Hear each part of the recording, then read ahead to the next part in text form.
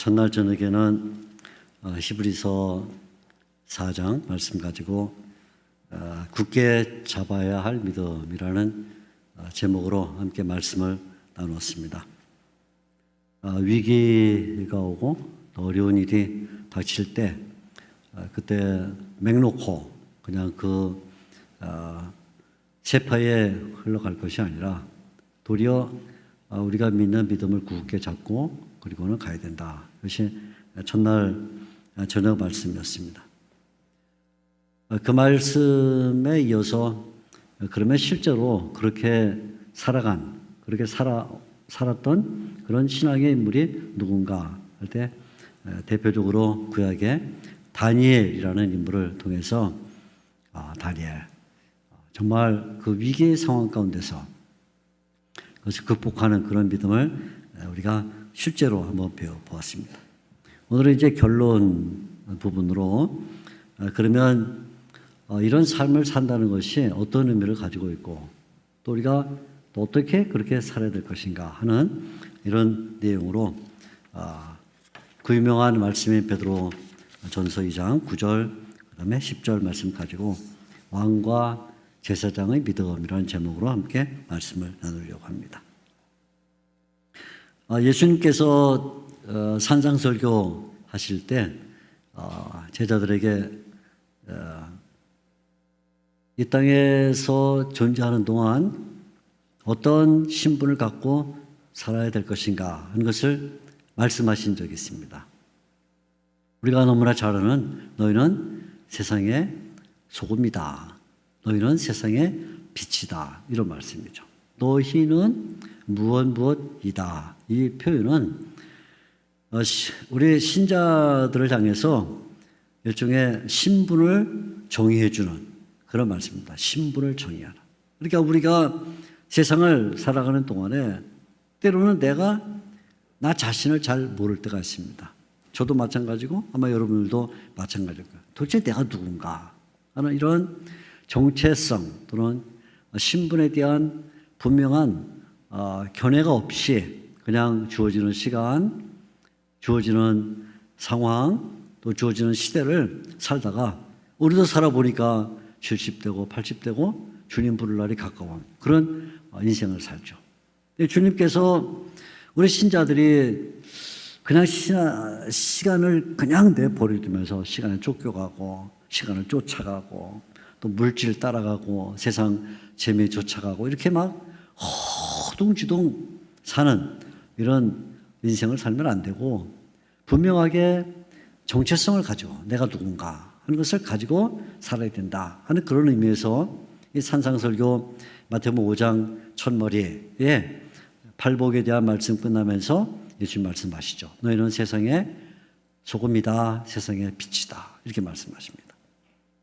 근데 이런 예수님의 정의 너희는 무엇이다. 너희는 무엇이다. 라는 이런 정의를 예수님이 하신 것처럼 사도들도 이어받아서 자주 그런 말을 합니다. 너희는 무엇이다. 이런 얘기를 해서 신자들의 신분을 정의해주고 정체를 밝혀주는 그런 일을 합니다. 오늘 우리가 막 읽은 이 베드로 전서 2장 9절 말씀도 바로 그런 신분 정의죠. 이렇게 말하죠. 너희는 택하신 족속이다. 너희는 무엇이다. 너희는 세상의 빛이다. 세상의 소금이다. 똑같은 그런 형식을 가지고 너희는 택하신 족속이다. 그렇게 말합니다. 일종의 사도 베드로가 이 땅을 살고 있는 신자들에게 주고 있는 신분 정의 또는 정체성에 대한 정의다. 이렇게 말할 수가 있겠죠. 근데 이 베드로는 마치 예수님이 너는 세상의 소금이다, 빛이다 이렇게 겹으로 말씀하신 것처럼 베드로도 신자들의 신분을 정의하면서 그냥 한마디로 너희는 택하신 족속이다 끝나지 않고 겹으로 몇 겹으로 말하죠. 너희는 택하신 족속이다. 왕 같은 제사장들이다. 거룩한 나라다. 그의 소유가 된 백성이다. 이렇게 말합니다. 이 말씀을 잘 보면 네 가지 말 가운데 세 가지 말이 사실은 동일한 말입니다. 택하신 족속, 마치 우리 한국 사람을 가리켜서 한민족, 한민족이다 이렇게 말하는 것처럼 택하신 족속이다 그러죠. 거룩한 나라다. 그래서 이 한반도에 살고 있는 사람들이 나라를 이루어서 대한민국이라는 나라를 이루며 살죠. 그리고 거기에 살고 있는 백성을 가리켜서 한국 사람, 백성이죠. 한국 사람 이렇게 말하는 것처럼 이게 베드로가 신자를 정의하면서 너희는 택하신 족속이다. 한민족. 너희는 거룩한 나라다. 대한민국. 너희는 하나님의 소유가 된 백성이다. 대한민국 백성. 그렇게 말하는 것처럼 세 가지 동일한 말을 쓰고 있습니다. 족속, 나라, 백성. 왜 그럴까요? 아마 이 당시에는 할 일이 별로 없어서 우리는 차 타고 다녀야 되고 사람 만나야 되고 코로나도 피해야 되고 뭐 그래 바빠서 그냥 한마디 하기도 바쁘지만 이땐 뭐 베드로가 살던 시대에 뭐 기차가 있습니까? 비행기가 있습니까? 뭐 할 일도 없잖아요. 그러니까 했던 말 또 하고 했던 말 또 하고 했던 말 또 했다. 이렇게 생각할 수 있겠죠. 아니면 그때는 잉크와 종이가 많아서 종이는 많고 잉크도 많은데 다 채울 수가 없으니까 비슷한 말 자꾸 써가지고 종이도 채우고 잉크도 쓰려고 했다. 그렇게 생각할 수도 있겠죠. 그렇게 생각하면 너무 단순한 생각이겠죠. 시간이 많으니까 종이도 많고 잉크도 많으니까 너무 단순한 생각이겠고 이렇게 세 번이나 비슷한 말 택하신 족속이요 거룩한 나라요 하나님의 소유가 된 백성이다 하고 말하는 것은 왜 이렇게 말하냐면 그냥 엄마가 아이들을 앉혀놓고 잔소리하는 것 같다 이렇게 생각합니다. 잔소리 못 알아들을까 봐 한 번 말해서 너희는 택하신 족속이요 그러면 슬쩍 지나가니까 또 한 번 말해서 너희는 거룩한 나라야 또 말하고 그래도 못 알아들을까 봐 하나님의 소유가 된 백성이야 하고 비슷한 말을 자꾸 말해서 우리의 영혼에 깊이 새겨놓고 그 말을 절대로 잊어버리지 않도록 너희가 이 세상을 살아가는 동안 어떤 환경에 어떤 형편에 어떤 처지에 놓이든지 간에 너희는 이런 사람이야. 하나님께서 너희를 불러내신 족속이고 너희를 거룩하게 만든 나라고 하나님이 그의 소유로 만든 백성이야. 잊어버리면 안 돼. 이렇게 말해요. 잃어버리면 안 돼. 그래서 베드로가 우리의 심령에 잊어버리지 않도록 몇 번이나 반복해서 말을 해주고 있다. 이렇게 볼 수 있죠. 사실은 여기 나오는 족속이나 나라나 백성이라 하는 이 단어들은 옛날 하나님이 이스라엘 백성을 이집트에서 애굽에서 끄집어낸 다음에 광야에서 생활하고 있는 동안 이 광야에 들어온 백성들이 자기의 처지를 보니까 한심하기 짝이 없어요. 왜요? 그래도 비록 종살이를 하긴 했지만 노예같이 살긴 했지만 그래도 이집트에 살 때는 집이 있었거든요. 집에 들어가면 부엌이 있고 부엌에는 화덕이 걸려 있고 화덕 옆에는 아무리 노예나 종살이 하지만 그래도 먹을 양식을 쌓아놓고 때가 되면 그걸 먹었는데 광야에 나와보니까 하나님이 광야 홍해도 갈라주시고 뭐 별 이적을 다 베풀어 주지만 집이 없잖아요. 집이 일단 그죠? 세상에 집이 없다. 얼마나 황당해요? 집이 없어요. 집이 없으니까 당연히 없는 게 뭐가 없죠? 화덕이 없죠. 부엌이 없어요. 부엌이 없으면 뭐가 없어요? 먹을 게 없어요. 그러니까 마음속에 은근히 하나님이 홍해를 갈라주셨건 아니면 뭐 여기에 이적을 베풀건 다 둘째 문제고 우리가 애굽 땅에 있을 때는 거기에는 부엌이 있고 쌀가마가 있고 거기는 마늘도 있고 파도 있고 고기도 구워 먹고 있는데 마음속에 슬그머니 올라오는 말이 뭐냐면 우리가 그때가 좋았는데 차라리 모세가 우리를 이 땅에 불러내서 애굽 땅에 무덤이 모자랄까 봐 이 광야에 우리를 파묻으려고 우리를 불러낸 것이다 하고는 속에서 불같은 생각이 올라오면서 원망을 하죠. 우리가 애굽 땅에 있을 때는 마늘도 먹고 파도 먹고 오이도 먹고 감자도 먹고 뭐도 먹고 생선도 먹고 고기도 구워 먹고 다 있는데 광야 나오니까 하나도 먹을 게 없지 않냐. 모세 선생, 당신 우리 여기다가 파묻으려고 우리 끄집어냈냐? 그렇죠? 뭐 가만히 생각해 보니까 가나안 땅에 들어간다 해도 가나안 땅이 통통 빈 게 아니잖아요. 그죠? 거기는 이미 7족, 그것도 막 엄청난 세력을 갖고 있는 포악한 7 족속이 오랜 시간 동안 우상을 섬기면서 갈고 닦고 지네끼리 싸워가지고 전쟁 수를 정말 달통하고 있는 7 족속이 살고 있는데 거기 들어가서 땅을 한 치나 얻을 수 있겠어요?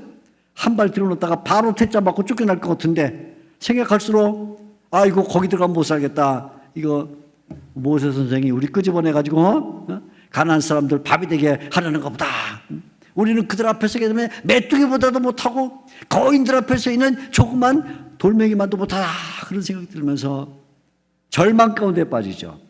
이집트를 생각하면 아쉬워 죽겠고 가나안 땅을 생각하면 두려워 죽겠고 그렇잖아요. 광야에서 40년 동안을 버텨야 되는데 하나님께서 그래서 모세를 통해서 이스라엘 백성들에게 너희가 누구냐 하는 걸 알려준 게 바로 오늘 나온 여기 택하신 족속이다. 그걸 말했어요. 너희는 택하신 족속이야. 비록 지금은 이집트의 풍요로운 문물을 맛보지 못하고 가나안 땅에 들어가서 아직 풍요로운 삶을 살지 못하지만 너희는 하나님이 택하신 족속이야. 너희는 하나님이 택하신 족속이야. 광야에 살면서 집도 없고 부엌도 없고 이것도 없고 저것도 없지만 너희는 거룩한 나라야. 너희가 광야에서 비 맞고 눈 맞고 바람 불면 바람 맞고 이렇게 야생 짐승처럼 살지만 너희는 하나님의 소유가 된 백성이야 하고는 하나님이 애굽 땅에 나와 가나안에 들어가기까지 40년 동안 이 백성들의 마음속에 신분을 정해줬어요. 너희는 족속, 나라, 백성. 바로 그 말들을 그대로 베드로가 가져와서 여기 그 말을 쓰고 있습니다. 지금 이 땅을 살고 있는 하나님의 성도들에게 너희는 택하신 족속이다. 거룩한 나라다. 하나님의 소유가 된 백성이다. 그럼 왜 베드로가 이렇게 3번이나 반복해서 비슷한 말을 쓰면서 이렇게 신자들에게 신분을 정해주고 자아의식을 강조하고 있을까요? 몇 가지 이유가 있어요. 현실이 매우 어렵기 때문입니다. 현실이. 특별히 베드로가 앞에 두고 있는 교회는 이 베드로 전설을 받고 있는 교회는 오늘날로 하면 터키 북쪽에 있는 지역에 있는 교회들인데 거기에 엄청난 박해가 일어났습니다. 엄청난 박해가 일어나서 신자들이 살 수 없는 그런 척박한 영적 현상이 벌어지게 됐고 그것을 헤쳐나갈 만한 힘이 없었어요. 그래서 박해가 너무 심하기 때문에 박해를 이겨나가도록. 우리 여러분 베드로 전서를 잘 읽어보면 베드로 전서가 5장으로 되어 있는데 이 5장으로 되는 베드로 전서를 1장부터 읽어나가면 전부 다 고난에 대한 얘기. 고난, 1장도 고난, 2장도 고난, 3장도 고난, 4장도 고난, 5장도 고난, 고난이 1장부터 5장까지 가득 차 있어요. 그래서 가끔 우리 장로님들이나 이런 분들이 대표 기도할 때 보면 가끔 이렇게 기도합니다. 하나님 아버지, 우리에게 닥쳐오는 불같은 시험을 이길 수 있는 힘을 주십시오 할 때 그 불같은 시험이란 말이 베드로 전서에 나와요. 베드로 전서. 가끔 어떤 분들이 기도할 때 하나님 아버지, 마귀가 우는 사자처럼 두루다니며 삼킬 자를 찾습니다. 그 말이 어디 나오냐면 베드로 전서에 나와요. 그러니까 베드로 전서에 시험과 고난과 핍박과 박해, 환난에 대한 이야기가 1장부터 5장까지 가득 들어있는데 무슨 말이냐면 그만큼 박해를 받는 교회가 베드로 전서의 교회였습니다. 그렇게 힘든 교회예요.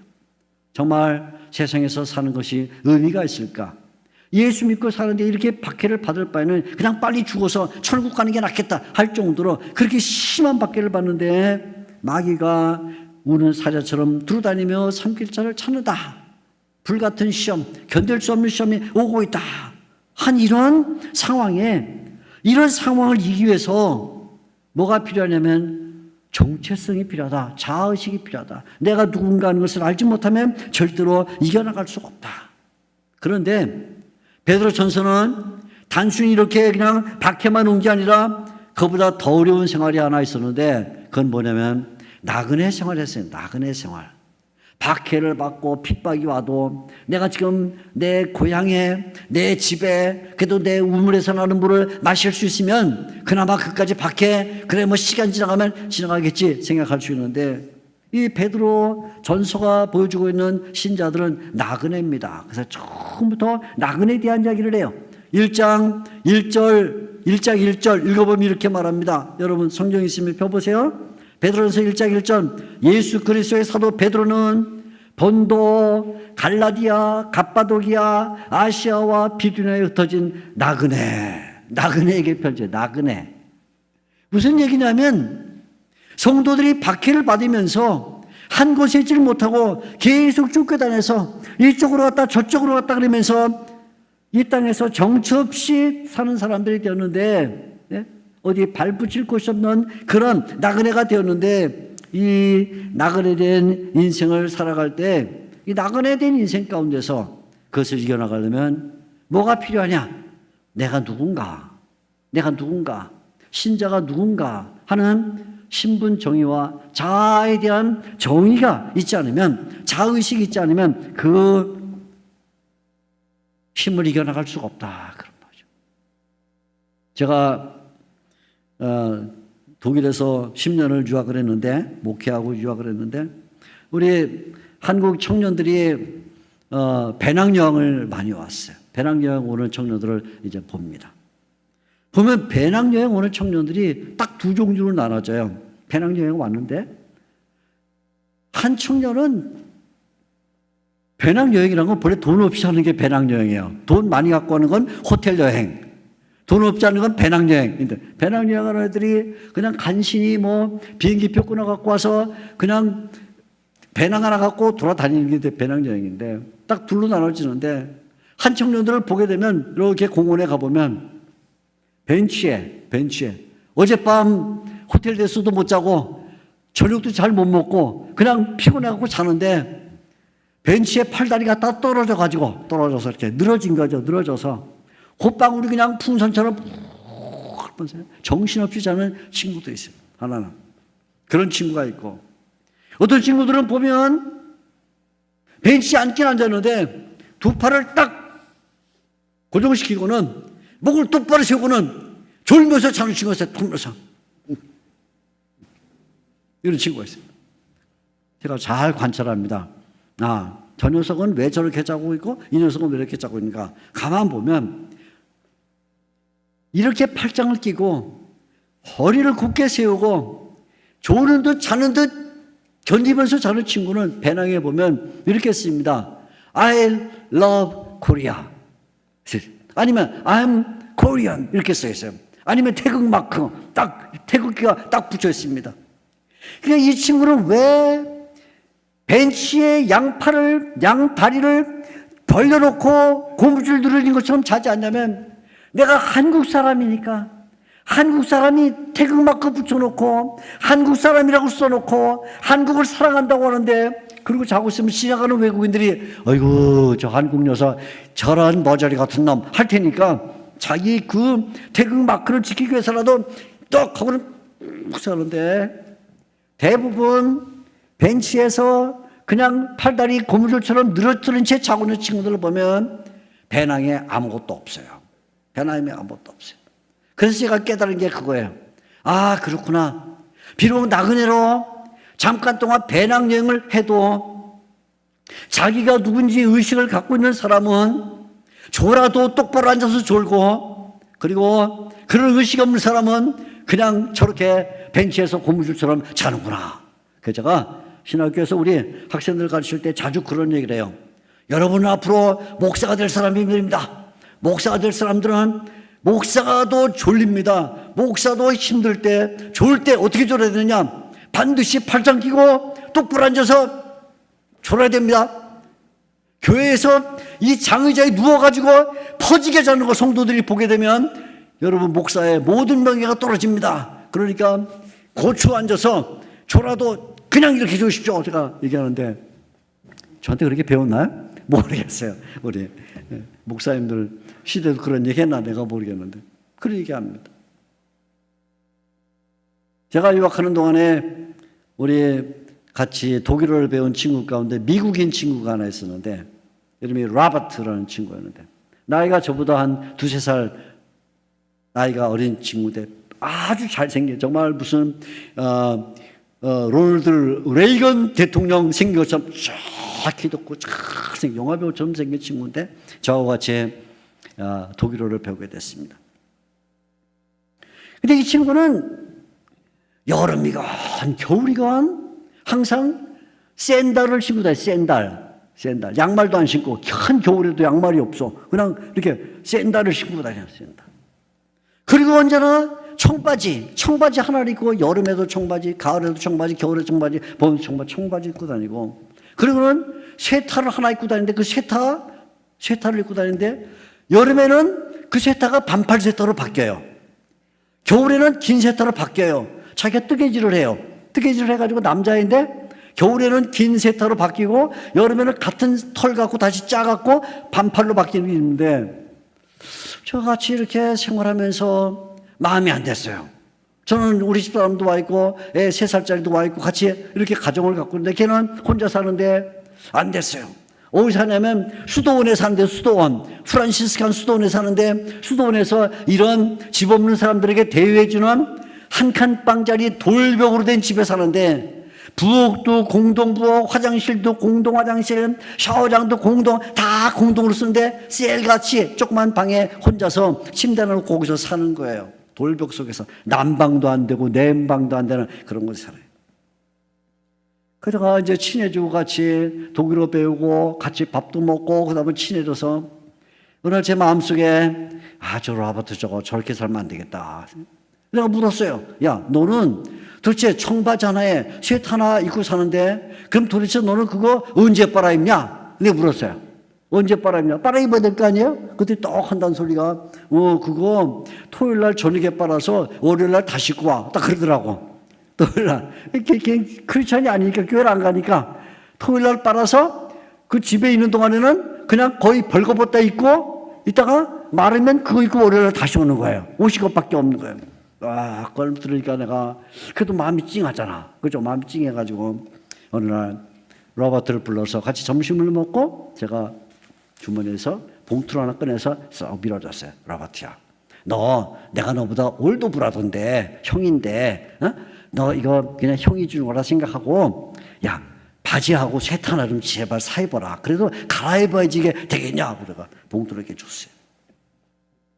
그랬더니 이 친구가 제가 건넨 봉투를 돌을 밀면서 괜찮아 나는 그냥 청바지하고 셋 하나 하면 돼 하고 돌을 밀어요. 그래도 내가 형이 주는 건데 막 그래도 받아야지 하고 주니까 다시 밀면서 저한테 아주 쇼킹한 얘기를 했습니다. 쇼킹한 얘기. 이렇게 말했습니다. 제가 봉투를 주니까 나는 미국인이야. 그래 말했어요. 저한테. 저는 미국인이야. 제가 그 말을 듣고는 어떻게 이해가 안 됐어요. 아니 너 땡큐 하든가 독일말 나인 당케 하든가 그러고는 괜찮아 나이 이거 또 빨아입으면 돼 해야 되는데 아니 왜 내가 봉투를 건넨 이 상태에서 나는 미국인이야 그 얘기를 왜 하는가. 미국인.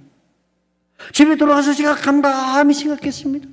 왜 로버트는 내가 주는 이 봉투를 받으면서 고맙다 괜찮다 나는 이래도 살 수 있어 라고 말해도 되는데 왜 나는 미국인이야 라고 말했을까. 왜?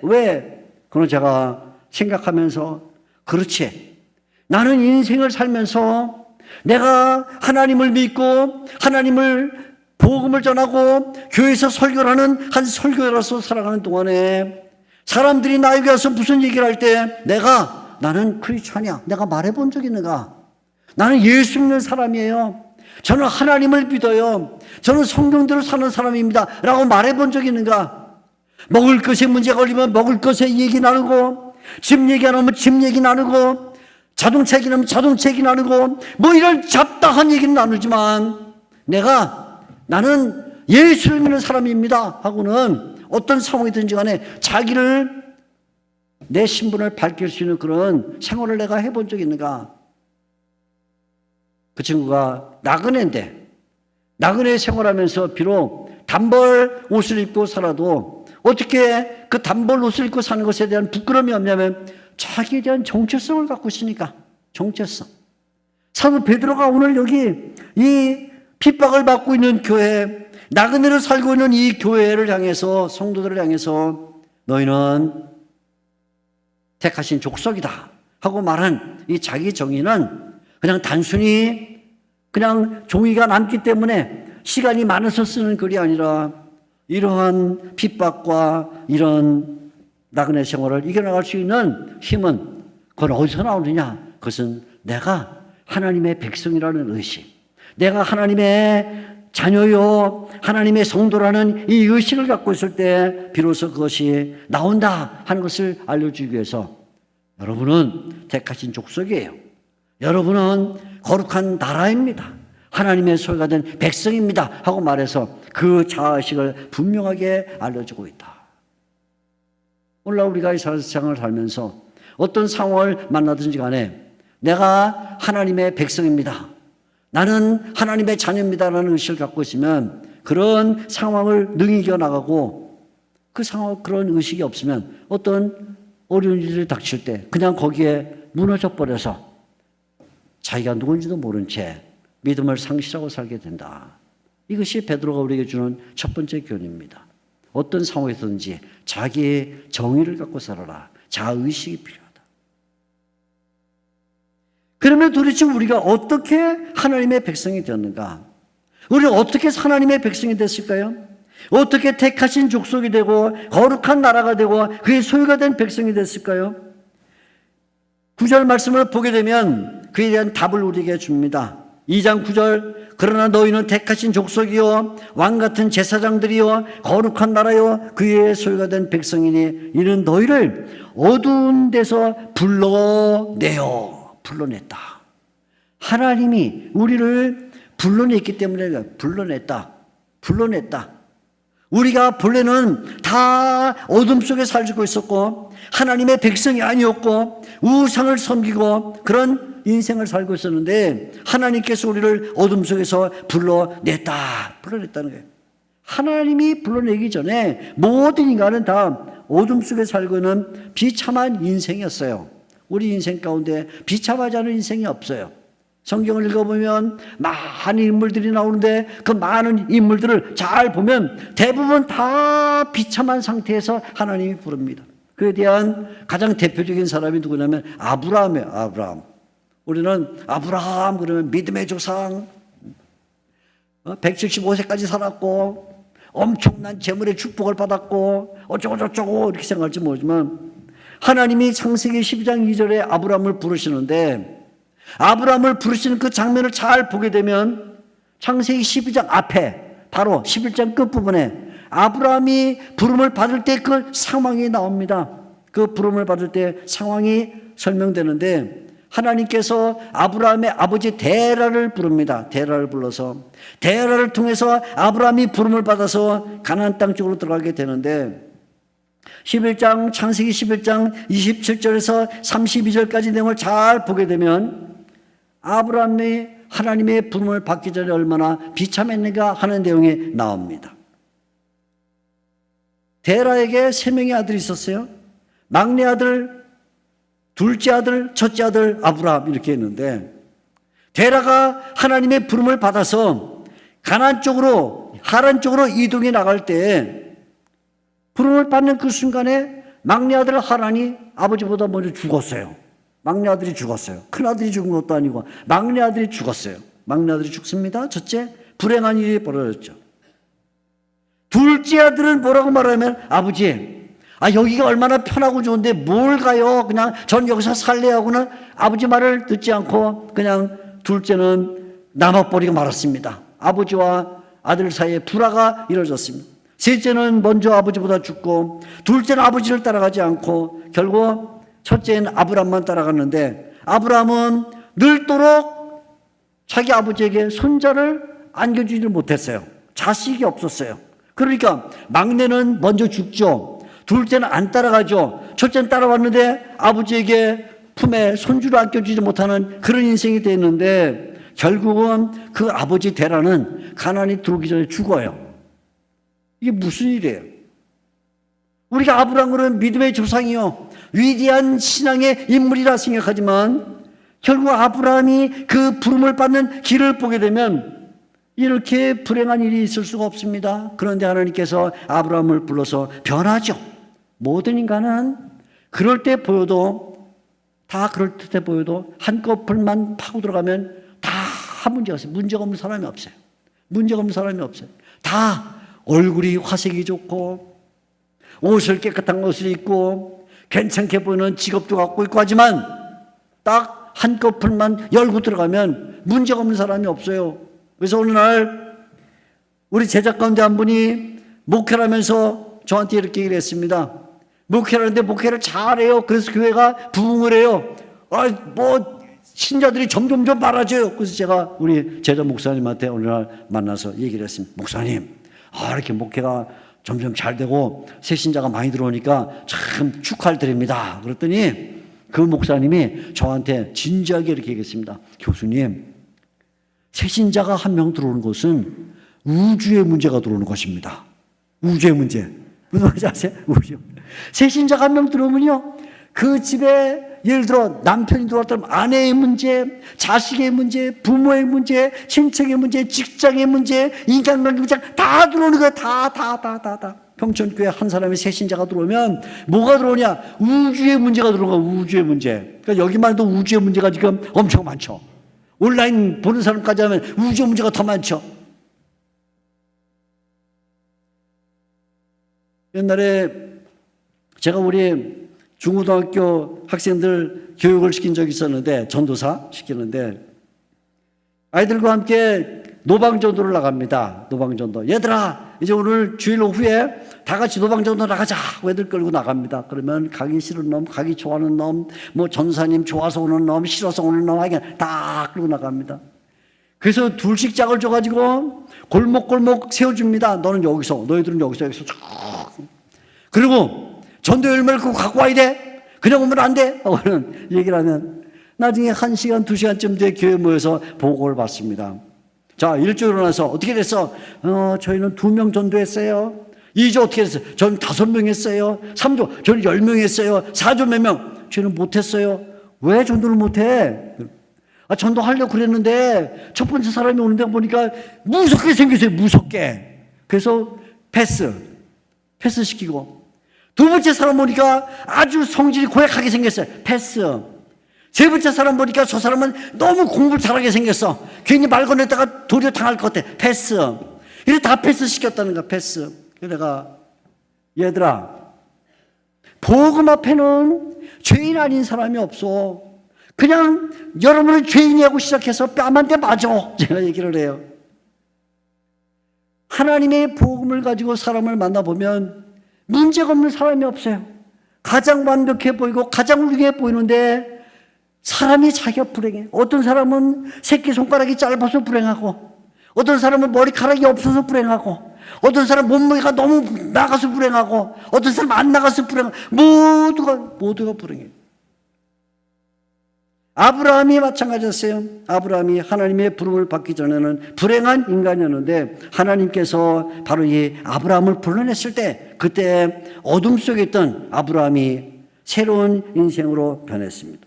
그래서 베드로가 이렇게 선언을 합니다. 10절 말씀 보게 되면 너희가 전에는 백성이 아니더니 이제는 하나님의 백성이요, 전에는 긍휼을 얻지 못하였더니 이제는 긍휼을 얻은 자니라. 이 말씀을 잘 보면 2번 반복되는 말이 있어요. 무슨 말이냐면 전에는, 이제는, 전에는, 이제는. 10절 너희가 전에는 백성이 아니더니 이제는 하나님의 백성이요, 전에는 긍휼을 얻지 못했더니 이제는 긍휼을 얻은 자니라. 무슨 말이냐면 아브라함이 전에는 하나님의 긍휼을 얻지 못했을 때는 비참한 인생이었지만 하나님이 부름을 받은 다음에는 그 사람이 새로운 인생이 됐다. 그래서 비포와 애프터가 분명하게 됐다. 비포와 애프터. 과거에는 정말 별 볼 일 없는 인생이었는데 하나님이 부르심 받은 다음에 이 사람이 새롭게 변해서 완전히 새로운 사람이 됐다.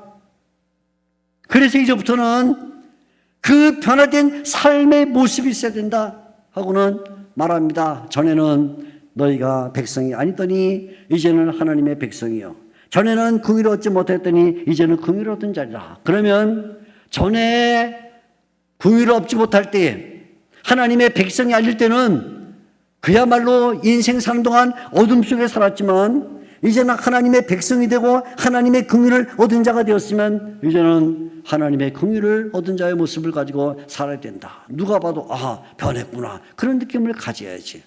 그런 말이에요. 변했구나. 우리가 예수를 믿고 살면서, 전에는 예수를 믿지 않을 때는 어떻게 살았든지 상관이 없어요. 그러나 예수를 믿고 난 다음에는 애프터의 삶으로 변해야 돼요. 멋지게, 당당하게, 새롭게 변해서 말하는 것도, 생각하는 것도, 행동하는 것도 바뀌어야 되는 것이죠. 그래야 되는 것입니다. 제가 중학교 2학년 때였는데, 이제 1학년, 중학교 1학년을 지나고 난 다음에 2학년을 올라갔는데, 선생님이, 담임 선생님이 밖에서 들어오셔서 반장을 뽑자 그러세요. 반장을 뽑죠. 그래서 우리가 반장 그러면 걔가 반장이면 좋겠다 다 생각을 하고 있어요. 반장 얘가 되면 좋겠다. 1학년에 같이 지내봤으니 얘가 되면 좋겠다 생각하고, 이제 반장 투표하게 되면 얘 찍어야지 하고는 생각하고 있는데, 선생님이 갑자기 뭐 정신이 나가셨는지 야야야 귀찮다, 그냥 내가 이름 하나 부를 테니까 걔가 반장이라 그러는 주석을 여시더니 아무개 일어나 하고 이름을 불렀는데, 그 아무개는 그 아이의 이름을 듣는 순간 우리의 마음속에 저건 아닌데 왜 제 이름을 부르지? 쟤는 아닌데.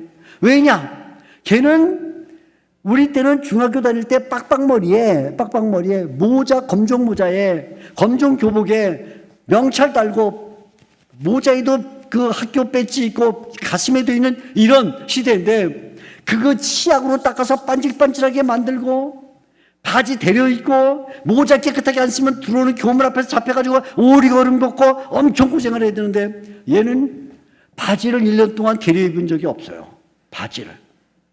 얘는 명찰과 배지를 치약으로 닦아본 적이 없어. 항상 더러워. 얘는 모자를 똑바로 쓴 적이 없고 머리를 제대로 깎은 적이 없어. 늘 덥수룩하게 다니는 애예요. 그래서 이 아이의 이름을 불렀을 때, 선생님 그건 아닌데요, 말은 못하고 속으로, 선생님 그건 아니죠, 이거 이름을 잘못 부르셨습니다 하는 표정으로 찍고 있는데, 선생님 일어났습니다. 자, 한번 인사 한번 해봐. 그런데 얘가 일어나서 차렷, 열중샷, 경례. 그런데 목이만한 소리로 얘기를 하는데, 우리가 이제 2학년 생활은 어렵게 생겼구나 생각을 했어요.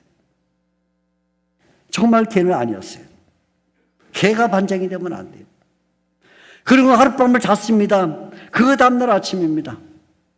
학교에 일찍 가서 풀이 죽었습니다. 반장이, 저런 애가 반장이 되다니 하고는 풀이 죽어서 아이들이 수근수근 됩니다. 우리 선생님도 이상해. 담임 선생님이 왜 저러지? 하고 서로 얘기를 나누는데, 문이 갑자기 쫙 열리는데, 어제 뽑히던 그 아무개가 입장을 했어요. 입장을 했는데 머리를 잘랐어요. 머리를 쏙. 모자를 똑바로 썼어. 보니까 바지를 데려 입었어. 명찰을 닦았어. 이야, 세상에. 담임 선생님 들어왔는데, 인사를 하는데, 차려! 그 어디서 나온 소리인지 모르겠는데, 교실이 떠나가도록 열중샷! 경례! 우리가 뭣도 모르고 차려, 경례 쭉! 애가 나오더니 칠판에다 글씨를 쓰는데 멋지게 오늘의 선생님의 말씀 명필로 쳤어요. 변했어요. 1년 동안 반장하는데 너무나 잘했어요. 그때 우리가 깨달았어요. 야, 선생님이 대단한 분이다. 해안을 갖고 있구나. 통찰력을 갖고 있구나. 아니, 어떻게 저렇게 아이를 알아볼 수가 있지? 변한 거예요. 비포와 애프터가 분명한 거예요. 하나님께서 우리가 어둠 가운데 있을 때, 죽음 가운데 있고 도저히 살아날 수 없는 그런 인생을 살고 있을 때, 아브라함과 같은 인생을 살고 있을 때 되는 일이 없어요. 성공해 본 적이 없습니다. 시험을 보면 다 떨어집니다. 사업을 하면 족족 망합니다. 그럴 때 하나님께서 우리를 부르셨는데, 하나님이 부르시고 나면 그때부터 우리 인생이 바뀌는 겁니다. 장사가 잘 되기 때문이 아니에요. 사업이 잘 되기 때문도 아닙니다.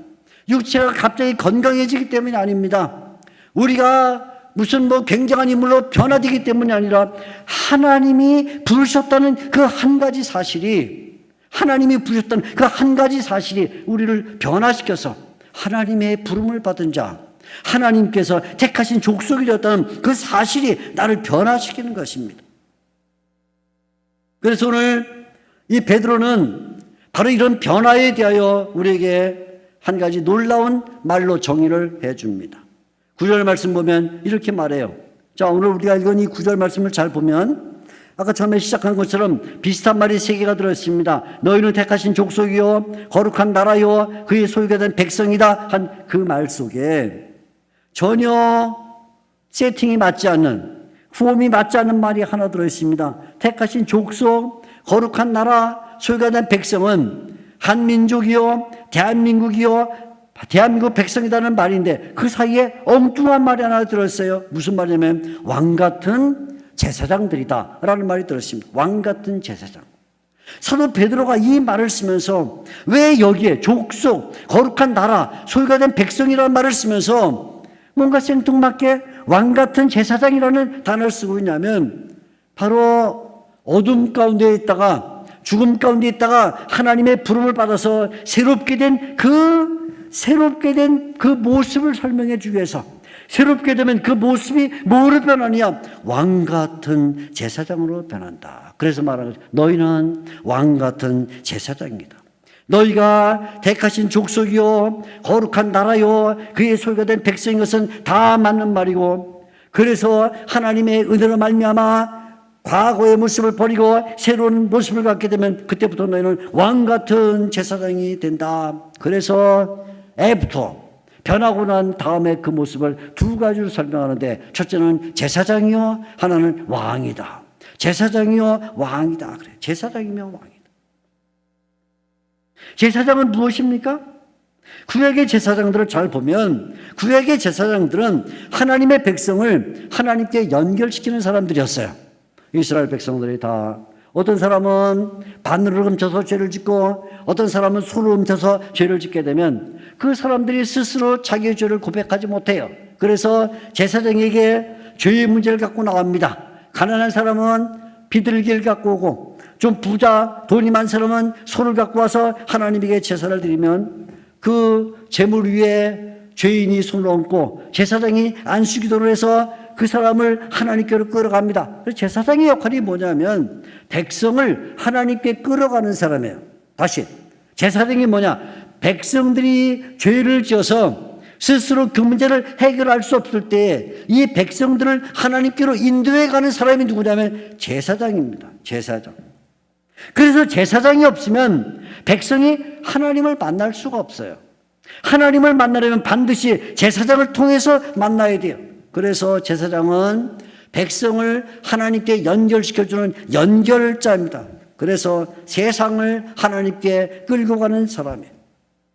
그래서 하나님은 바로 이 구약 제사장들이 이런 일을 감당하려면 한 가지 조건이 필요하다고 조건을 알려주셨어요. 그냥 아무나 제사장이 되는 게 아닙니다. 당연히 아론의 자손이어야 되고 레위 지파여야 되는데, 레위 지파 가운데서도 아론의 자손들이 제사장이 되는데, 제사장이 되려면 그때 필요한 조건이 있어요. 뭐냐? 거룩함입니다.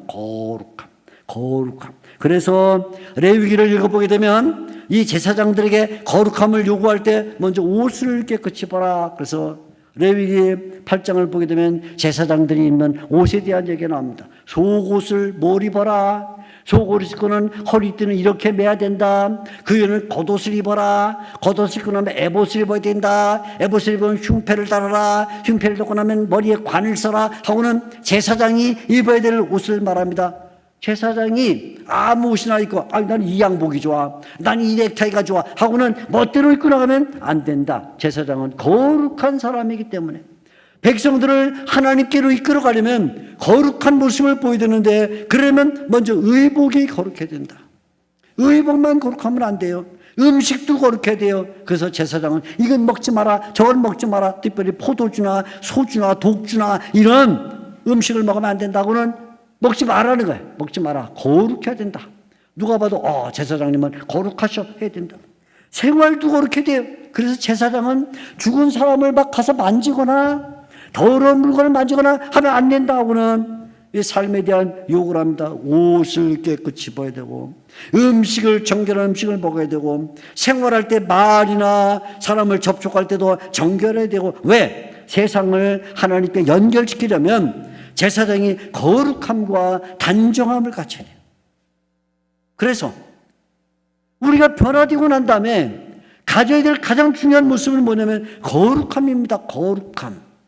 예수를 믿고 난 다음에 가져야 될 그 모습 가운데 가장 중요한 것은 거룩함이에요. 얼마나 단정하고 얼마나 거룩한가. 가서는 안 될 자리는 안 가는 것, 먹어서는 안 될 음식은 안 먹는 것, 해서는 안 될 말을 안 하는 것, 사귀지 않았으면 안 사귀는 것. 이 거룩함을 지키지 못하면 세상을 하나님께 끌어갈 수가 없다. 왜? 제사장은 거룩한 사람이기 때문에. 그래서 베드로는 이 베드로 전서를 보게 되면 여러 번 이 거룩함에 대해서 말합니다. 특별히 1장 15절에 내가 거룩하니 너희도 거룩할지어다. 거룩해야 된다. 거룩해야 된다. 여러분, 오늘날 우리 기독교가 약화됐다라고 말할 때 그 약화된 이유 가운데 하나는 과연 세상 사람들이 교회를 볼 때 거룩한가? 거룩한가? 어떤 건물을 갖고 있느냐, 사람이 얼마나 모이느냐, 무슨 행사를 하느냐, 얼마나 자선을 잘하느냐, 다 나중 문제고 세상 사람들이 교회를 볼 때, 성도를 볼 때 거룩한가? 그걸 볼 수 있어야 돼요.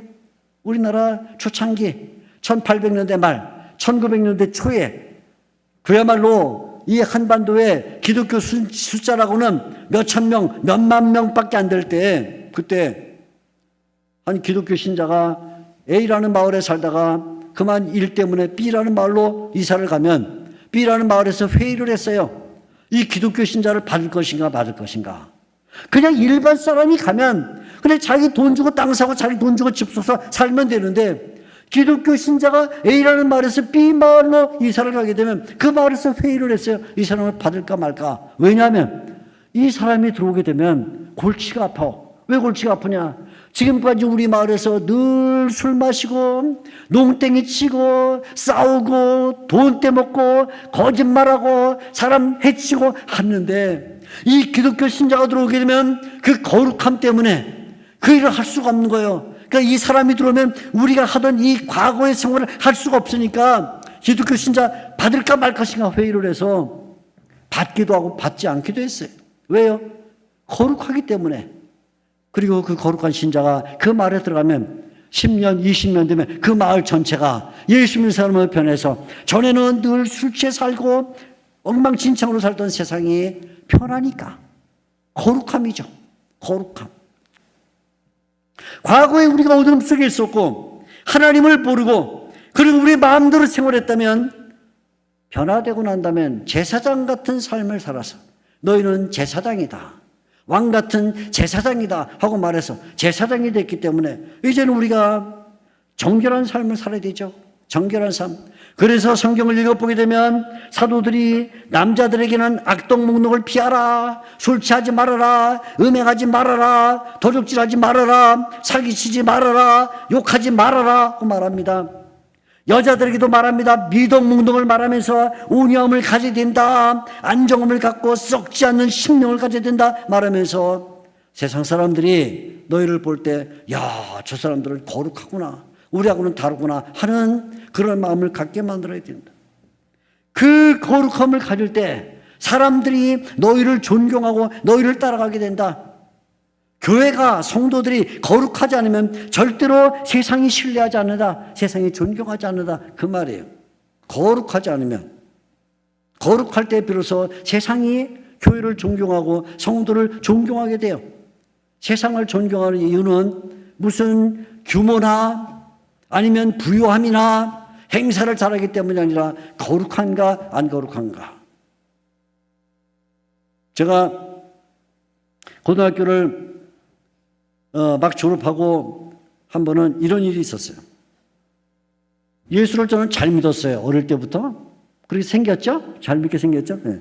어릴 때부터 예수를 잘 믿었는데 항상 밥 먹을 때도 학교에서 점심시간에 도시락 이제 먹게 되면 언제나 도시락 갖다 놓고 기도를 합니다. 그러면 꼭 와서 제 귀를 때리는 녀석이 있어요. 기도하는데 그러면 없어. 한 번도 안 때린 적이 없어. 하여간 늘 때려, 늘. 근데 누군지를 몰라. 그러다가 또 이번에는 밥 먹으려고 기도하고 눈 뜨면 도시락이 없어졌어. 또 숨겼어, 어디다가. 그래서 어떤 때는 점심을 아예 못 먹었어. 결국 못 찾아가지고. 정말 내가 기도하지 말고 밥을 먹어야 되나.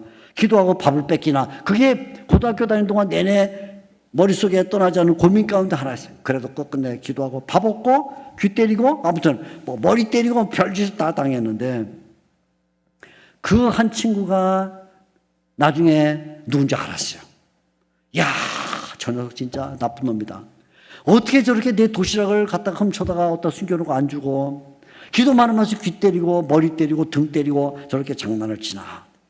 근데 이 친구가 고등학교를 막 졸업하는 날인데 졸업하고 3월 1일이었는데 고등학교 졸업하고 3월 1일 휴일이잖아요. 근데 저한테 연락이 왔어요.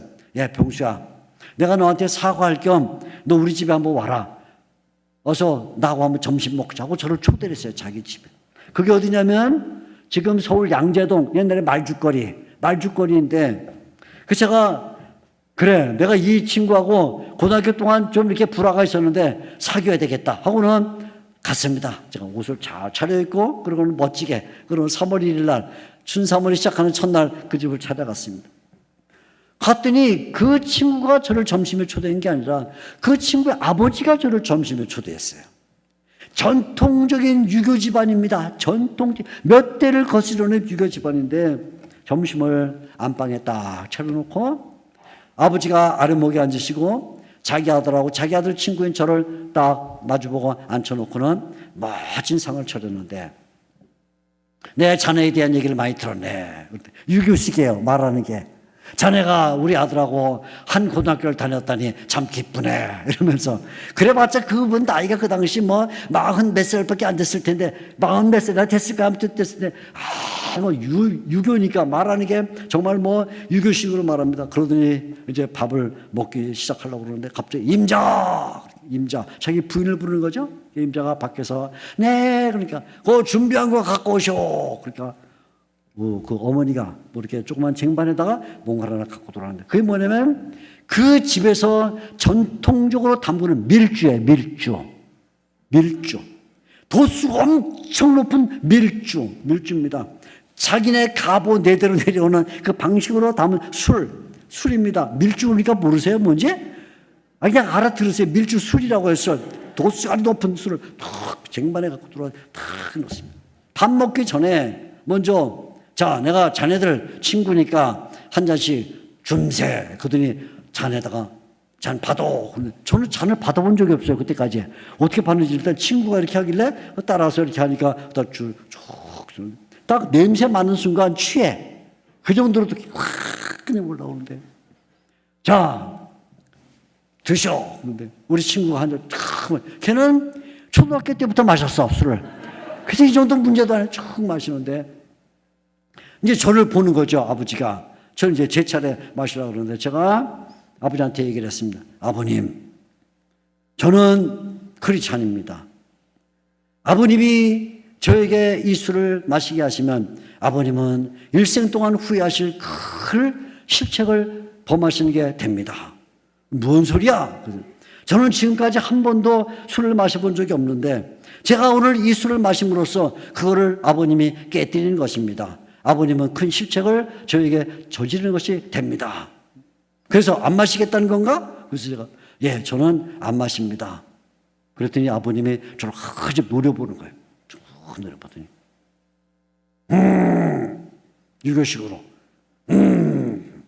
자기 아들 보고 예, 너는 앞으로 이 친구를 평생 동안 네 친구로 삼아라. 그 친구가 왜요 아버지? 그러니까 이놈아 네가 대학 들어가서 종로바닥에 술 취해서 쓰러지면 얘는 술 안 취니까 널 데려올 거 아니냐. 그렇죠.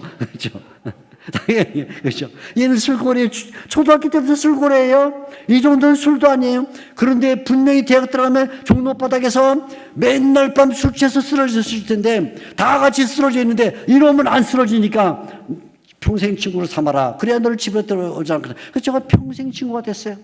그리고 그 친구가 예수를 믿었어요, 결국. 근데 제가 그때 만일에 술 마시는 게 뭐 큰 죄냐 아니냐 떠나서 거기서 그냥 마시고 버렸더라면 그 아버님이 뭐라고 생각했습니까? 에이, 예수 믿는 놈 똑같네 했을 텐데, 술을 마셔 안 마셔가 문제가 아니라 제가 그걸 거절했을 때 그 아버님이 야, 얘는 믿을만하구나, 얘는 괜찮구나, 자기 의식이 분명하구나, 자기가 믿는 종교에 대한 자신감을 갖고 있구나 하고는 평생 친구로 삼어 하고 말했을 때, 제가 깨달았어요. 그렇구나. 우리 신자들이 세상을 살아가는 동안에 때때로는 거절할 것을 거절하고 때때로는 부인할 것을 부인하고 아니라고 말할 줄 알아야 그것을 세상 사람들이 보면서 역시 교회는 달라, 예수 믿는 사람은 달라 할 텐데, 그거를 거절하지 못하고 그냥 뭐 슬쩍 해치우지 하고는 받아들이니까 세상 사람들이 예수 믿는 사람들을 신뢰를 하지 않는 거예요. 신자들을 신뢰하지 않는 거예요. 우리 때문에 하나님을 믿고 싶은 마음이 일어나야 되는데, 내 옆집에 예수 믿는 사람이 살아. 근데 그 사람을 보니까 나 정말 예수 믿고 싶어 해야 되는데 예수 믿을 마음이 생기질 않아. 예수 믿을 마음이 생기지 않아. 우리를 보고 천국 들어가는 길을 우리가 막고 있어. 사도 베드로가 성도들을 향해서 너희가 택하신 족속이요 거룩한 나라요 그의 소유가 된 백성인데 너희가 버리는 어둠 가운데 있었다가 하나님께서 너를 불러냈을 때 너희는 제사장이 됐다. 제사장이 됐기 때문에 세상을 하나님께로 이끌어가야 되는데, 세상을 하나님께로 이끌어가려면 반드시 한 가지 중요한 조건을 갖춰야 된다. 그게 뭐냐면 구약의 제사장처럼 거룩함을 가져야 된다. 거룩함. 하나님 앞에서 거룩하고 세상 앞에서 거룩해야 사람들이 너희를 보고 예수를 믿지 않겠냐? 너희는 제사장이다. 제사장의 그 모습을 가져야 된다. 제사장이야, 제사장. 거룩한 제사장이야. 이걸 잊어버리면 안 돼. 그래서 우리는 제사장의 거룩함을 가지고 세상을 하나님께로 이끌어 가야 되는 것입니다. 제사장이다. 그렇게 말해요. 그러면 이 한마디를 더하죠. 제사장인데 무슨 제사장이냐? 왕 같은 제사장이다. 왕 같다는 거야. 왕 같다. 왕 같다는 말은 너희가 왕이다 그 말이에요. 두 가지 신분을 갖게 되는데, 하나는 제사장이라는 신분을 갖게 됐고 하나는 왕이라는 신분을 갖게 됐다. 왕은 무엇입니까? 구약시대의 왕을 가만 보게 되면 구약시대의 왕은 하나님을 대표해서 세상에 자기를 보이는 게 왕이에요.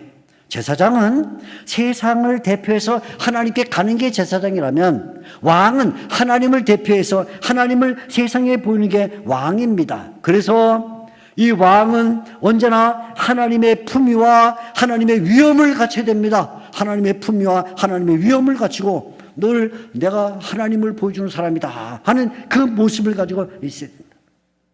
시편 45편을 보게 되면 그 시편 45편은 제목이 왕의 노래입니다. 왕의 노래. 왕의 시편이에요. 시편 45편.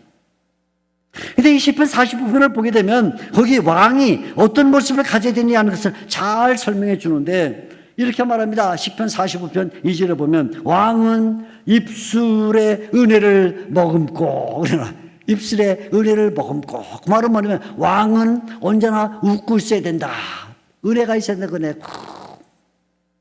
부부싸움을 했어도 성질 내지 말아라. 왕자들이 말썽을 펴도 얼굴 찡그리면 안 된다. 언제나 은혜를 머금어야 된다. 언제나 은혜를 머금고. 보통 쉬운 게 아니에요. 이게 짜증나고 신경질 나고 불쾌한 일 있을 때도 얼굴에 은혜를 머금어라. 은혜를 머금고.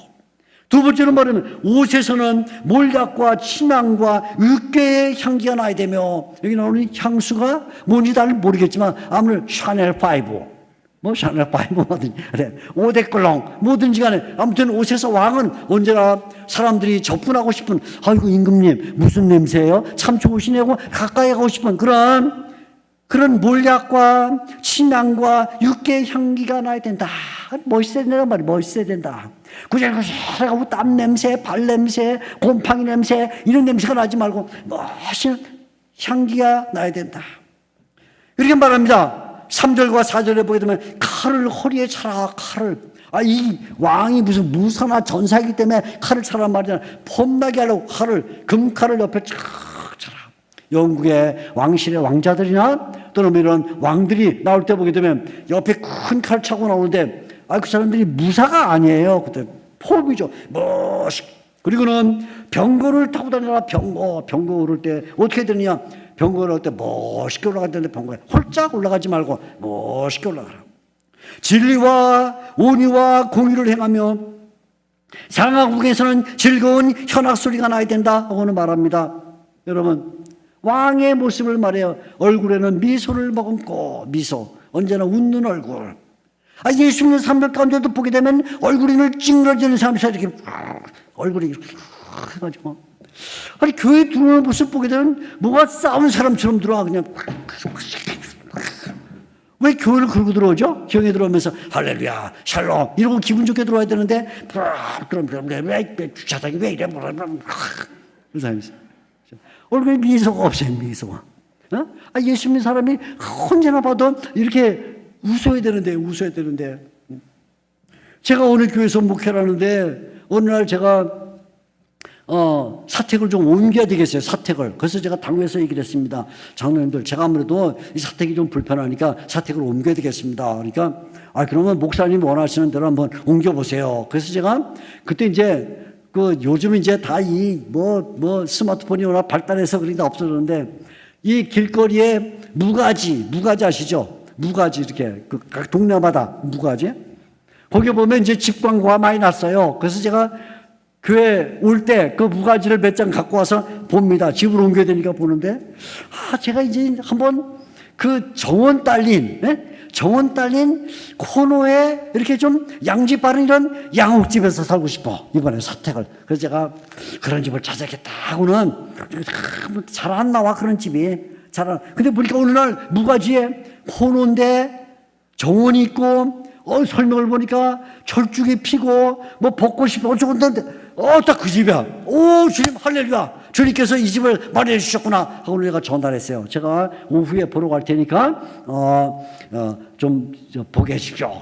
그래서 제가 우리 교회 장로님 한 분하고 드디어 그 집을 찾아가게 됐습니다. 근데 진짜 밖에서 딱 보니까 바로 이 집이야. 주님, 여호와 이래. 주님께서 준비해 놓으셨군요. 감사합니다. 이 불쌍한 조병수 목사를 하나님께서 하감해 주셔서 좋은 집을 주십니다. 하고는 천정을 딱 눌러서 딱 어느 사람을 보니까 좀 이상해요. 폼이. 좀 이상한 사람인데 주인이십니까? 네, 주인입니다.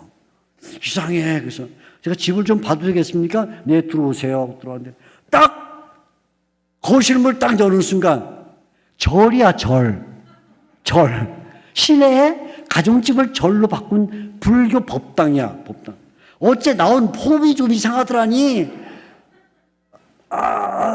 들어가면서 내가 장로님하고 하여간 들어왔어요. 들어와서 일단 보러 왔으니까 일단 절이건 무덤이건 상관이 있어요?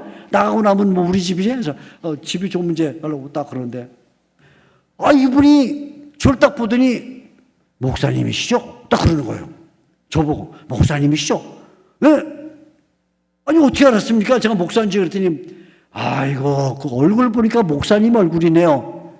이야, 진짜 용한 점쟁이다 이 사람.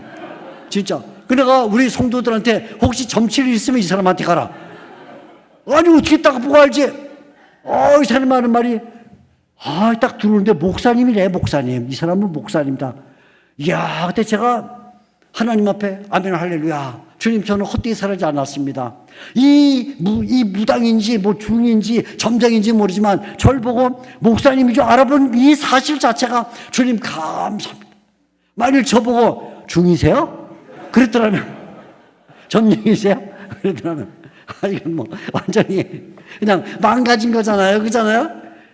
이야, 그렇지. 예수 믿는 사람들이 예수 믿는 얼굴에 그 모양이 나타나야지. 얼굴의 모양이 이렇게 미소가 있어야지. 미소가 예수 믿는 향기가 나야지. 고린도후서에 바울이 말했잖아요. 너희는 그리스도의 향기니 어디 가게 되면 사람들이 그 복음의 향기를 믿고 혹시 예수 믿는 사람이세요? 제가 예수 믿고 싶었는데 좀 복음을 좀 설명해 주시겠어요? 이래야 되는데 딱 옆에 앉으니까 좀 절 좀 가요. 냄새나요. 이러면 되겠어요? 온몸에서 예수님의 향기가 나야 되겠죠? 칼을 허리에 차고 멋있게 다녀야 되는데, 우리 예수님 사람들 어깨를 쭈그리고 뭔가 근심, 온갖 세상의 죄를 다 짊어지는 어린 양처럼 다니면서 뭐 말하는 것도 보면, 아유, 제가요, 저는 제가 뭐 할 수 있는가. 이러지 말아라. 여러분, 우리나라 대통령이 예를 들어 어디 외국 순방을 간다 생각을 해보세요. 그래서 외국 순방을 가는데 모든 텔레비가 다 지금 그걸 보여주고 있습니다. 실시간. 우리 대통령님이 그래서 외국 순방을 하러 간다. 근데 비행기 올라간 대통령님이 어린애 그 깡총머리 올라간 참 트랩으로 올라간데 깡충 올라가 차리 싸다 갔다 올게. 대통령이 그러면 믿을 수가 있겠어요? 어떻게 해야 대통령이 올라갈 때 트랩 올라갈 때 한 걸음 쫙 뒤를 돌아서는데 천천히 돌아서 이래야지. 그죠? 그래야 대통령이 멋있구나. 그거란 말이에요. 그 병걸 올라탈 때 멋있게 살아야 된다. 세상에 사는 동안에 진리와 온의와 공의를 행해야 된다. 왜? 너희는 왕이기 때문이다. 왕. 상하궁에서는 즐거운 현악 소리가 나온다. 언제나 너희 입에서 찬송이 나오고 감사가 나오고 기쁨이 나와야 된다. 불평과 불만과 왜 내가 이 세상에 태어났는가, 왜 내가 사는 세상은 이런가고 절망 가운데 있지 말고 늘 상하궁에서 즐거운 현악 소리가 나오는 것처럼 입에서 찬송 소리가 나와야 된다. 그래야 사람들이 널 보면서 야, 정말 멋있다. 멋있잖아요. 멋있게. 이방인 중에서 사도 베드로가 말합니다. 행실을 선하게 가져라. 너희가 시험을 당하지만 기뻐해라. 욕을 당해도 맞대어 욕하지 말아라. 복수 대신에 복을 빌어라. 고난 받으면 하나님께 영광을 돌려라. 당당하게 살아라. 너희는 왕이다. 왕이다. 왕이란 말이에요. 제가 많은 성도들이 사업을 시작하거나 아니면 뭐 가게를 열거나 그러면 가서 예배를 드렸습니다. 개점 예배죠. 개점 예배. 신발 가게, 다이아몬드 가게, 뭔 가게 하게 되면 늘 가서 예배를 드렸습니다. 근데 제가 어느 날 갑자기 이런 생각이 들었어요. 아니, 우리 성도님들이 다 항상 사업에 성공하는 것은 아닌데, 신발 가게 하다가 때로는 접기도 하고, 음식점을 하다가 접기도 하고, 금빵 하다 접기도 하고, 뭐 다 접는데, 이상하게 왜 성도님들은 사업을 시작할 때 개점 예배는 드리는데, 왜 폐점 예배는 안 드리는가? 폐점 예배. 제가 오늘 생각을 했어요. 이상하다. 아니, 내가 신자로서 세상을 사는 동안에 나는 음식을 만들 때 정결하게 만들고 맛있게 만드는데 재료비가 너무 비싸서 망했어. 그러면 하나님, 제가 인생 살면서 음식점을 했는데 저는 정말 성실하게 살았습니다. 하나님 감사합니다. 제가 이제 망합니다. 주님 감사합니다. 잘 망합니다. 감사 예배 드려주세요. 감사 예배 되잖아요. 감사 예배. 왜 개점 예배는 드리는데 폐점 예배는 드리지 않는가? 왜 패배한 사람처럼 사는가? 인생을 마감할 때 왜 죽음과 다투면서 그렇게 죽음 앞에서 아둥바둥하면서 인생을 놓지 못하는가? 저는 우리 사람한테 얘기를 했어요. 혹시나 제가 만약 무슨 사고나 아니면 무슨 일 때문에 그만 인사불성돼서 더 이상 살아날 소망이 없으면 나한테 산소없게 되지 마라. 산소없게 되지 마라. 나 그냥 장렬하게 하나님 나라 가야 되는데 왜 못 가게 막냐? 왜? 내가 무슨 굉장한 돈벌이하는 사람도 아니고 천국 가야 되는데 왜 막냐? 왜 막냐? 우리 선생님이셨던 박윤선 목사님이 마지막에 운명하시는데 워낙 훌륭한 인물이시고 워낙 뛰어난 분이시니까 제자들이 이분 돌아가시는 게 아까워서 병원에 모셔놓고 산소 공급기로 공급을 했어요. 산소. 어느 날 한 제자가 왔는데 그 제자를 붙들고 목사님이 얘기했어요. 아무개 선교사, 이 사람들한테 내 코에서 떼라고 좀 해줘. 떼라고 해줘. 나는 내가 일생 동안 가르친 예수님, 내가 일생 동안 좋아한 복음, 내가 가고 싶은 천국에 나 가고 싶어. 근데 왜 이걸 지금 대고 있는가? 왜? 떼라고 해줘. 떼라고 해줘. 내가 주님 앞에 당당하게 주님 앞에 가고 싶은데 왜 나 못 가게 막는가? 떼라고 좀 해줘. 말했어요. 우리가 존경하는 종교개혁자였던 요한 칼빈이 마지막 운명할 때 운명하는 유언을 남깁니다. 운명하는 유언을 남기면서 말합니다. 하나님께서 앞으로 여러분들을 이끌어 주시고 여러분에게 끊임없이 은혜를 나눠주시고 그리고 여러분의 나라와 여러분의 가정과 여러분의 인생을 지켜주시기를 바랍니다. 그 임종하는 말이에요. 임종하는 말. 임종할 때 구차하게 말이에요. 나 죽기 싫어갖고 몇 시간 더 살기 위해서 몇 시간, 몇 날을 더 살기 위해서, 몇 달을 더 살기 위해서 아둥바둥할 게 아니라 개점 예배를 드렸으면, 개점 감사 예배를 드렸으면, 폐점 감사 예배 드렸지, 생일 감사 예배를 드렸으면 운명하는 것도 감사 예배를 드려서 딱 멋있게 끝나야지. 우리는 왕이니까. 왕이 전장에 나가서 포로가 됐을 때 살려주세요 살려주세요 그러면 얼마나 폼이 안 나냐고 그냥 목배움을 당해 죽든지 죽는 거지.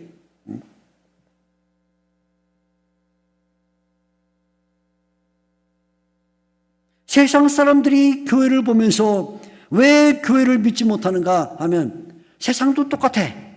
결국 교회도 똑같아. 세상처럼 똑같이 아둥바둥 되면서 아무런 품위가 없어. 품위가.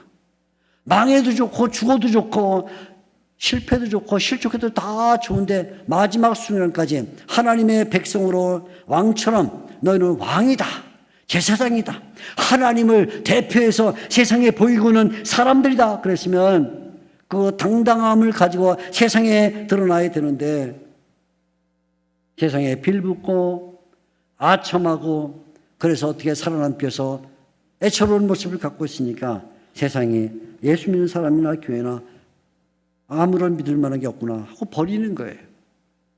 사도 베드로가 말하는 거죠. 너희는 제사장이며 세상을 하나님께 끌고 가야 될 제사장이다. 동시에 너희는 하나님을 세상에 보여야 될 왕이다. 그러면 곧 죽어도 하나님 앞에서 당당한 모습을 가지고 살아라. 이 품위를 가질 때에만 하나님의 덕을 선포할 수가 있는 것이다. 하나님의 복음을 전하는 것은 말로만 전하는 것이 아니다. 너희가 갖고 있는 왕의 품위를 갖고 있어야 그때 사람들이 너희에게서 그 말을 듣는다. 거지가 아무리 철학을 떠들어 보세요. 듣나? 안 듣습니다. 그러나 왕이 한마디 하면 듣는 거예요. 세상이 복음을 들으려면 우리가 왕의 모습을 회복해야 되는 거예요. 너희는 왕이다. 사도 베드로가 이 고난과 환난을 당하고 있는 성도들에게 나그네로 정신없이 살아가고 있는 성도들에게 너희는 과거에 어둠 속에 살았지만 이제는 그거 아니야. 비포와 애프터가 달라. 너는 하나님이 택하신 족속이야. 너는 하나님의 거룩한 나라야. 하나님의 소유된 백성이야. 그리고 너희는 세상을 하나님께로 끌어가야 될 제사장이야. 너는 하나님을 세상에 보여야 될 왕이야. 이제는 제사장의 거룩함을 가지고 왕의 품을 가지고 살아. 그러면 너희가 어떤 상황에 있든지 간에 그 상황을 이겨나간다. 사랑하는 우리 남서울 평천교회 성도 여러분, 이 대면하는 성도들, 또 온라인으로 비대면으로 예배하는 성도들 모두가 자아 정의를 분명하게 갖고 신분 정의를 갖고 나는 이런 사람이다 하는 이 분명한 의식 가운데 살아서 앞으로 남아있는 일생 동안 하나님께 영광을 돌리고 주님의 교회를 섬기며 여러분 삶의 풍요로움과 당당함과 거룩함과 은혜가 넘치기를 바랍니다. 오늘도 우리의 귀한 말씀 주신 하나님께 영광과 찬송을 돌립니다. 기도하겠습니다. 걸어가시고 자비로우신 하나님 아버지, 3일 동안 지금이 하나님의 은혜를 받을 만한 때라는 주제를 가지고 말씀을 듣습니다. 이 고난의 시간, 어려운 시간을 지나는 성도들에게 다시 한번 믿음을 확립시켜 주시되 이 믿음을 굳게 잡게 하여 주시옵소서. 다니엘처럼 살게 해주시고 그리고 제사장 같은 왕 같은 이 거룩한 법도를 따라서 신분적이와 자아의식을 가지고 살아 하나님께 영광을 돌리고 교회를 세워나가며 그리고 신자의 도리를 감당하게 하여 주시옵소서. 남서울 평천교회 성도 여러분들이 모두가 이 믿음을 가지고 힘차게 전진할 수 있도록 은혜를 베풀어 주시기를 기도합니다. 감사를 드리며 살아계신 우리 구주 예수님의 이름으로 기도하옵나이다. 아멘. 감사합니다. 수고하셨습니다. 귀한 말씀 감사드립니다. 우리 3일간 귀한 말씀으로 집회를 인도해 주신 우리 조병수 목사님께 깊은 감사의 마음을 박수로 담아드리겠습니다.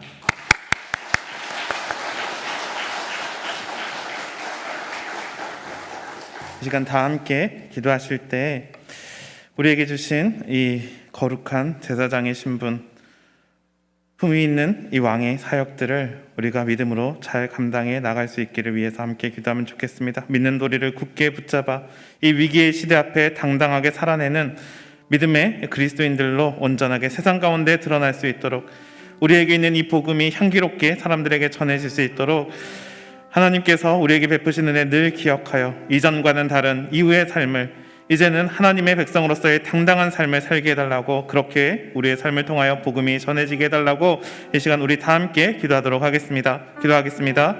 살아계신 하나님 감사합니다. 주님, 우리를 이렇게 인도하여 주시고 말씀으로 우리를 굳게 세워주시니 하나님 감사를 드립니다. 주님께서 주신 우리의 거룩한 신분을 날마다 기억하여 세상 앞에 거룩하게 살게 하여 주옵소서. 주의 백성으로서 이 세상에 오염되지 않는, 이 세상의 부정함을 이겨내는, 하나님의 말씀 앞에 거룩하고 정결하게 살아내는 하나님, 그런 백성 되도록 우리를 인도하여 주옵소서. 오늘도 주의 말씀을 우리로 거룩하게 만들어 주시고 하늘마다 주님을 찾음으로, 주님과 만남으로, 주님의 그 묵상의 시간을 통하여서 우리의 삶이 온전히 거룩해짐을 하나님 날마다 경험하여 살게 하여 주시고, 하나님 이 땅의 왕으로서 우리를 살게 하시고, 하나님 그 왕으로서의 사명을 감당케 하여 주시고, 하나님이 이 땅을 통치하시는 주의 거룩한 통치를 이 땅에 드러내는 존재로 살게 하여 주옵소서. 하나님 이 땅을 품위 있고 기품 있게 살아내어 하나님 우리를 통하여서 복음이 온전히 담대하게 전해질 수 있도록 주님 인도하여 주시고, 우리 안에서 산 소망을 발견할 수 있는, 그리하여 모든 소망의 이유를 묻는 자들에게 하나님 그들에게 온전한 복음을 전할 수 있는 믿음의 삶을 살아낼 수 있도록 우리 성도들 축복하여 주옵소서. 이 위기의 시대 앞에, 이 교회의 위기 앞에 우리 믿는 자들이 함께 믿음으로 이 모든 어려움들, 이 닥친 위기들, 하나님 이 감염병의 시대를 온전히 이겨내어 우리가 함께 모이기를 힘쓰고 주의 말씀을 묵상하고 그 말씀이 우리 공동체를 세워나가는 것을 항상 경험할 수 있는 공동체가 되도록 하나님 우리를 인도하여 주옵소서. 하나님 우리에게 능력으로 역사하여 주옵소서. 조병수 목사님 축도해 주심으로 셋째 날 예배를 모두 마치도록 하겠습니다.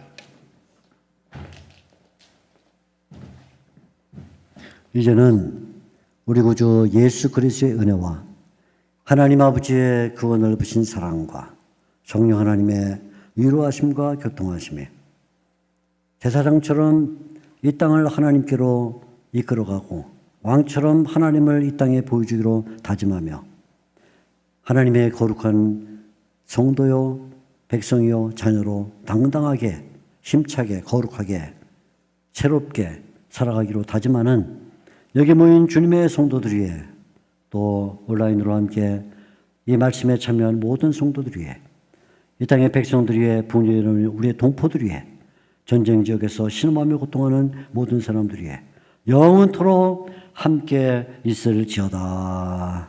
아멘.